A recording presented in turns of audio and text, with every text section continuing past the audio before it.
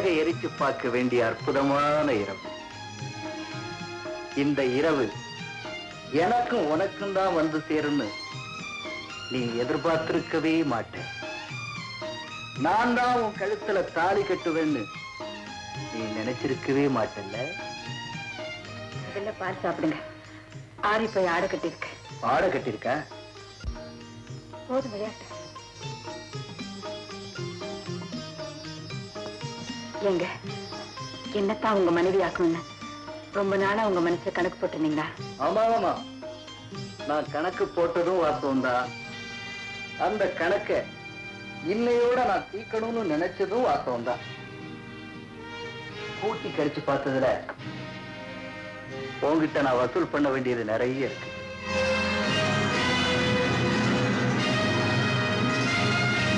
லட்சுமி, நவராத்திரியில ஆரம்பிச்ச முன்னுரை இந்த முதல் ராத்திரியில முடிவுரையாக போகுது. இந்த முடிவுரையும் சுபத்துக்கு தானே நடக்குது. சுபமோ இல்லையோ, என்ன பொறுத்த வரைக்கும் சுகந்தா லட்சியம். அன்னைக்கு என்ன அவமானப்படுத்திட்டு போனியே, அதுக்கு நிச்சயம் உனக்கு தண்டனை கொடுக்கத்தான் போறேன். எப்ப நீங்க கல்யாணங்கிற விலங்க போட்டுட்டீங்களோ, நான் கைதி தானே. நீங்க என்ன தண்டனை வேணாலும் கொடுக்கலாம். நான் கொடுக்க போற தண்டனையில நீ என்னென்ன அனுபவிக்க போற தெரியுமா? முதல் பார்வை, முதல் அனுபவம். நீங்க பெறப்போறது என்ன, நான் பெறப்போறது என்ன, இனிமே தானே எனக்கு தெரியும்.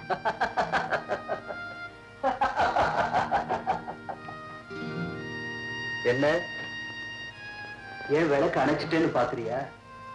இருட்டுல தான் முத்த எடுக்கிறோம். இப்போ உன்னை நான் அழைச்ச போறேன். உனக்காக நான் எத்தனை நாள் காத்து கிடந்திருக்கேன்.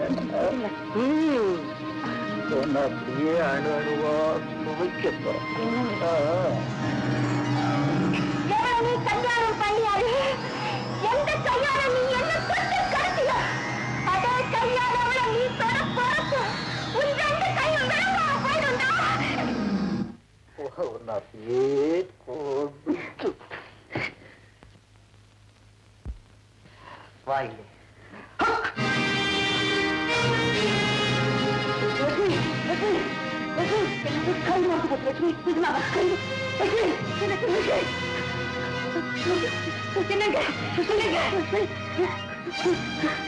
ரெண்டு கை தூக்க முடியலையே.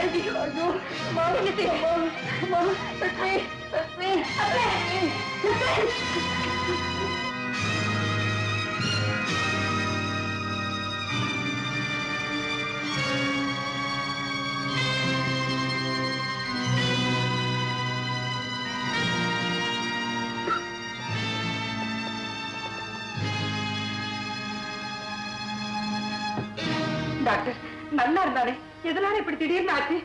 எக்ஸ்ரே பார்க்கும்போது எந்த விதமான கோளாறும் இல்ல. ஆனா என்ன காரணத்துக்கு இப்படி இருக்குன்னு குறிப்பா சொல்ல முடியல.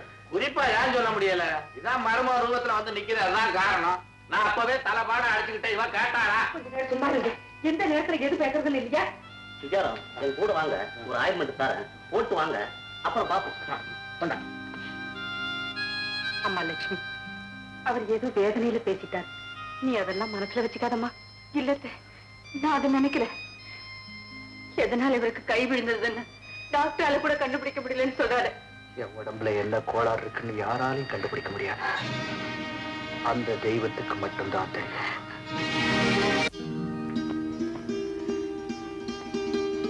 கடவுளே, நான் அறிவு தெரிஞ்சு யாருக்கும் எந்த கெடுதலும் செஞ்சதில்லை. என் கணவருக்கு இப்படி ஒரு நிலைமையை கொடுத்தேன். லட்சுமி, இது கடவுள் கொடுத்ததில்லை, நானா தேடிக்கிட்டதானே. இதை வாழ்நாள் புறவு நான் அனுபவிச்சுதான் தரும். அப்படி சொல்லாதீங்க தான். நான் கும்பிடுற தெய்வம் நம்மளை கைவிடாது. நிச்சயமா உங்க கை குணமாகும்.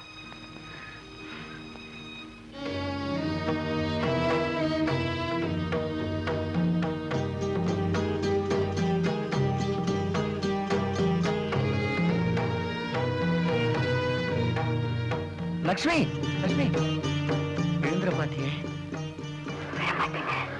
விழமாட்டேன். பலம் போன உங்க கைக்கு சக்தி கிடைக்கிற வரைக்கும் நான் விழமாட்டேன்.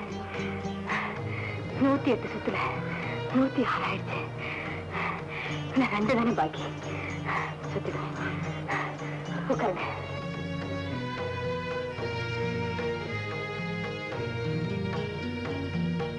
லட்சுமி, என்ன கட்டியமா பிடிச்சிக்க. பயப்படாதீங்க, நான் உங்களை கட்டியமா பிடிச்சுப்பேன். உட்காருங்க.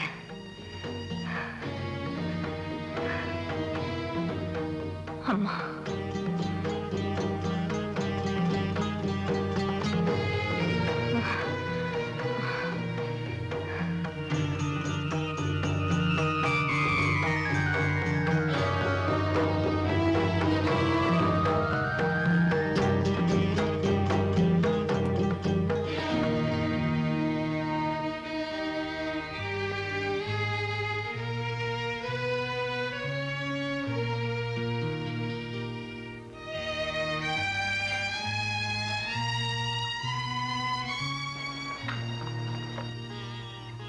கலா, ஒவ்வொரு வெள்ளிக்கிழமையும் அந்த குருட்டு பொண்ணு இந்த இடத்துல உட்கார்ந்தா மாலை கட்டுவான்.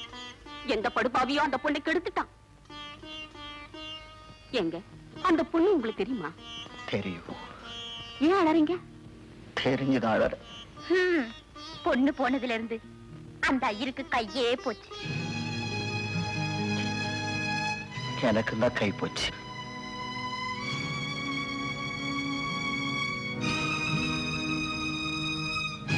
என்னங்க, அர்ச்சனை முடிச்சிட்டு போலாம். எனக்கு அர்ச்சனை முடிஞ்சு போச்சு. நான் வீட்டுக்கு போறேன்.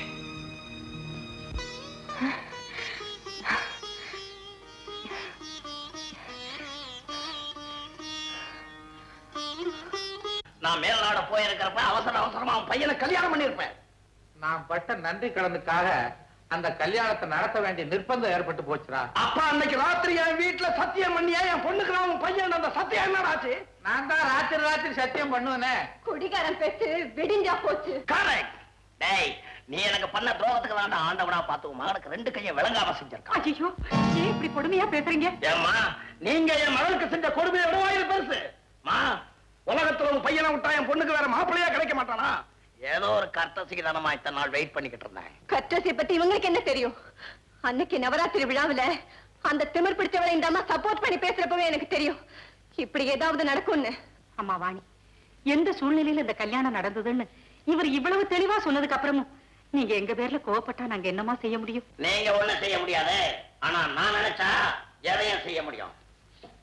சிங்காரம், என்ன பகைச்சுக்கிட்டு இந்த ஊர்ல வாழ்ந்துடலாம் நினைக்கிறியா?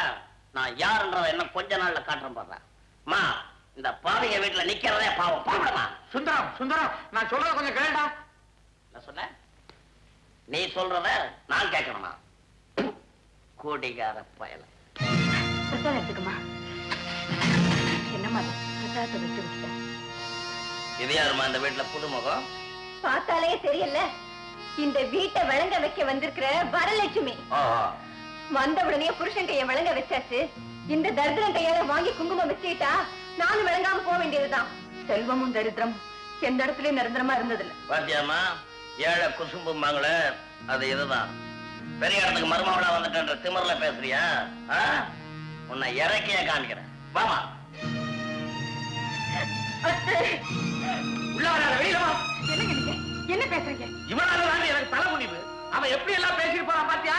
ஆமா, அவன் பெரிய யோக்கிய பேசிட்டு போயிட்டான். பேசாம இருப்பீங்களா? நான் இந்த வீட்டுக்கு வாழ வந்ததுனாலதான் எல்லாமே கெட்டு போச்சுன்னு மாமாவும் திட்டுறாரு, ஊர்ல இருக்கவங்க பேசுறாங்க. நான் அப்படி நினைக்கலம்மா. உங்க மாமா கூட வேதனையில தான் அப்படி சொல்றாரே தவிர வேற ஒண்ணும் இல்லை. உண்மையில தாண்டி சொல்றேன். இவதான் என் பையனுக்கு ஏமை. இவனால என் கௌரவம், அந்தஸ்து, மானம், மரியாதை எல்லாமே போச்சு. கடைசியா என் வியாபாரம் போய் நடுத்தரவில் நிக்க வேண்டிய நிலைமை வந்துரும் போல இருக்கு. முதல்ல இவளை வீட்டை விட்டு விரட்டிட்டு அந்த வாணியை நம்ம பையனுக்கு கல்யாணம் பண்ணி வச்சாதான் நம்ம குடும்பம் உருப்படும். அப்பா, இதுக்கு ஒரு நாள் நான் சம்மதிக்க மாட்டேன். ரவி. ஆமாப்பா, ஏற்கனவே செஞ்ச பாவத்துக்கு தான் பலன் அனுபவிச்சுட்டு இருக்கேன். இன்னும் என்ன பாவம் செய்ய வைக்காதீங்க. இந்த ரவி உங்க பிள்ளை இல்ல, நீங்க பெத்த பிள்ளை. ரவி செத்துட்டான்.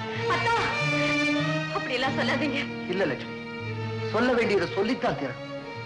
அப்பா, வேற கல்யாணங்கிற பேச்ச இன்னையோட விட்டுருங்க. எனக்கு நீங்க செய்ய வேண்டிய ஒரே காரியம், கொள்ளி வைக்கிறது ஒண்ணுதான். பேசுறத பாத்தியா? நான் அவனுக்கு கொள்ளி வைக்கணுமா? ஐயோ, அவன் எனக்கு கொள்ளி வைப்பான் நினைச்சேன். எதுக்காக நான் இப்படி எல்லாம் பேசுறேன்? ஜானகி, நான் குடிச்சிருந்த நேரத்துல எதிலையோ கையெழுத்த போட்டுட்டேன்.